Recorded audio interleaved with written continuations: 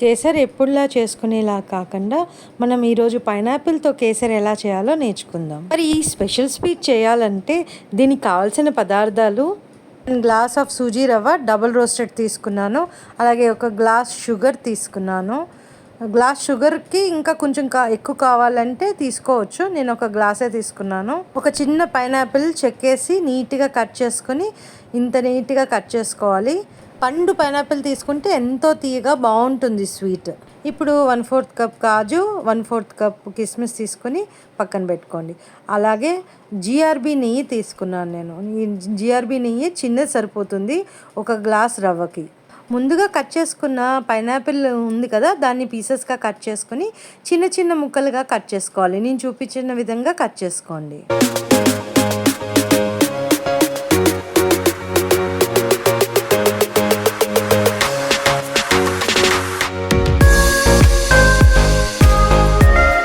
తీసుకొని 3 spoons of గీ వేసుకోండి. GRB నెయ్యి తీసుకున్నాను కదా, అదే వేసుకున్నాను. ఇది కొంచెం హీట్ అయిన తర్వాత ఈ ప్యాన్కి మొత్తం స్ప్రెడ్ అయ్యేటట్టు చూసుకోవాలి. గీ మొత్తం స్ప్రెడ్ అయ్యి హీట్ అయిన తర్వాత ఇందులో కాజు వేసుకొని లైట్ బ్రౌన్ కలర్ వచ్చే వరకు వేయించుకోవాలి. సిమ్లో పెట్టుకునే మీరు ఇది వేయించుకోండి, ఎందుకంటే డ్రై ఫ్రూట్స్ తొందరగా వేగిపోతాయి. చూసారు కదా, లైట్ బ్రౌన్ కలర్ వచ్చేసింది. ఈ టైంలో మనము కిస్మిస్ కూడా వేసుకుని వేయించుకోవాలి.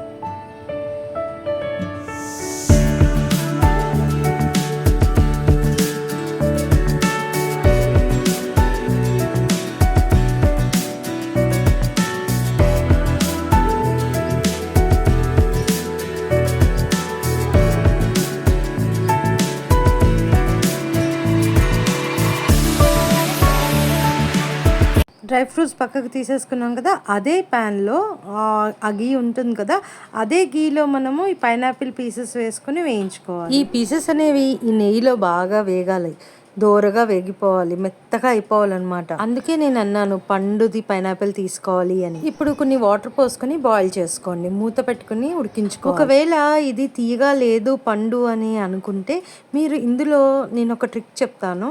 దాన్ని ఏం చేయాలంటే మంచిగా డ్రై అయిపోయిన తర్వాత నీళ్ళన్నీ ఇంకిపోయి డ్రైగా అయిపోతుంది కదా ఈ పైనాపిల్. ఆ టైంలో మనము ఇలా డ్రైగా అయిపోయినప్పుడు ఈ టైంలో మనము 1 స్పూన్ షుగర్ వేసుకొని దీన్ని మంచిగా కలుపుకొని ఉడికించుకోవాలి.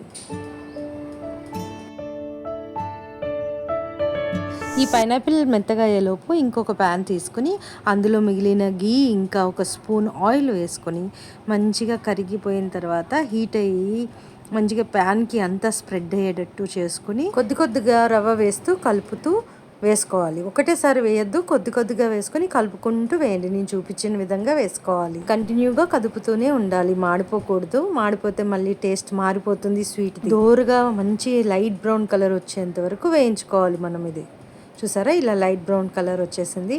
ఈ టైంలో మనము ఇందాక ఉడికించుకున్న పైనాపిల్ పీసెస్ వేసుకొని అది కూడా కలుపుకొని కొంచెం సేపు వేగనివ్వాలి. ఇది వేగేటప్పుడు మనము ఒక గ్లాస్ రవ్వకి 3 to 4 గ్లాసెస్ ఆఫ్ వాటర్ వేసుకొని కొద్దిగా వాటర్ వేసుకొని కలుపుకుంటూ మెల్లగా కలుపుతూ మిక్స్ చేస్తూ వాటర్ పోసుకుంటూ ఉండాలి. ఒకటేసారి వేయకూడదు, ఉండలు కట్టేస్తుంది. ఈ వాటర్లో ఈ రవ్వ అనేది బాగా మిక్స్ అయిపోవాలి. వాటర్ అనేది ఇంకిపోతుంది అనమాట, కొద్దిసేపట్లోనే ఇంకిపోతుంది. మీరు చూడొచ్చు, కలుపుతూనే ఉండాలి మనము. నెయ్యి చూసారా పైకి ఎలా తేలిందో, ఇలా తేలాలి మంచిగా. అంత నెయ్యి వేయాలి మనం. ఈ నెయ్యితోనే కదా టేస్ట్ వస్తుంది మన స్వీట్. చూసారు కదా, నీళ్ళన్నీ ఇంకిపోయినాయి. చూసారా, ఇంత దగ్గరికి అయిపోవాలి, అసలు వాటర్ కంటెంట్ అనేది కనిపించొద్దు. ఈ టైంలో మనం షుగర్ వేసుకొని మంచిగా కలుపుకోవాలి. షుగర్ అనేది ఈ రవ్వలో బాగా మిక్స్ అయిపోవాలి.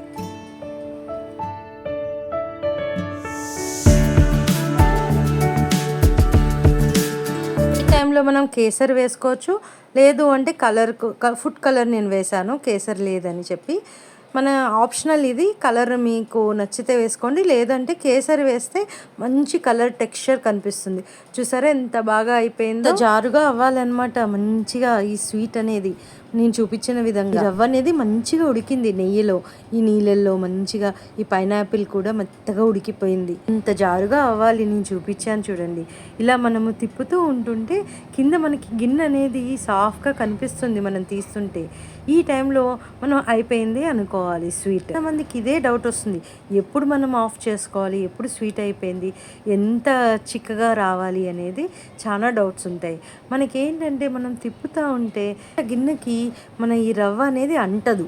ఆ టైంలో ఆఫ్ చేసుకుని యాలకుల పొడితో పాటు పైన మనం డ్రై ఫ్రూట్స్ మనం ఇందాక వేయించుకున్నాం కదా, అవన్నీ డెకరేట్ చేసేసుకుని గిన్నెలో సర్వ్ చేసుకుని కొంచెం కావలసిన నెయ్యి కూడా పైన అలా డెకరేట్ చేసుకుని తినొచ్చు. ఎలా ఉంది నా ఈ పైనాపిల్ కేసరి రెసిపీ? మీకు నచ్చిందనే అనుకుంటున్నాను. మళ్ళీ ఒక కొత్త వీడియోతో మీ ముందుంటాను. అంతవరకు సైనింగ్ ఆఫ్ శ్రీదేవి టాకీస్.